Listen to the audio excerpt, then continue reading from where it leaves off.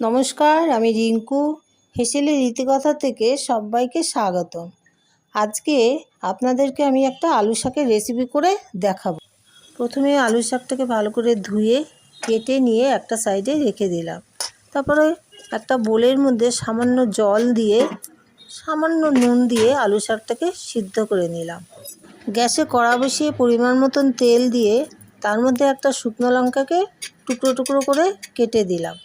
শুকনো লঙ্কাটা যেই একটু ভাজা হয়ে আসবে তখন হাফ টিস্পুন পাঁচফোড়ন দিয়ে আবারও একটু নাড়াচাড়া করে নেব। একটা মিডিয়াম সাইজের পেঁয়াজকে অর্ধেক করে নিয়ে কুচি কুচি করে ওইটাকে পাঁচফোড়নের মধ্যে দিয়ে দিলাম। পেঁয়াজটা যে হাফ ভাজা হয়ে আসবে তখন আমি টুকরো করে কেটে রাখা আলুগুলো দিয়ে ভালো করে আবার নাড়াচাড়া করে নেব। আলুগুলো যে একটু ভাজা ভাজা হয়ে আসবে তখন এখানে স্বাদ অনুসারে নুন আর সামান্য হলুদ দিয়ে এটাকে আবারও নাড়াচাড়া করে নেব। তারপর সিদ্ধ করা আলু শাকগুলো দিয়ে আবারও নাড়াচাড়া করতে থাকবো। বন্ধুরা, এখানে আলুগুলো আমার একটু সিদ্ধ কম হয়েছে, তাই অল্প একটু জল দিয়ে আবারও আমি নাড়াচাড়া করে নেব। দেখুন বন্ধুরা, আমার আলু শাকটা রেডি হয়ে এসছে।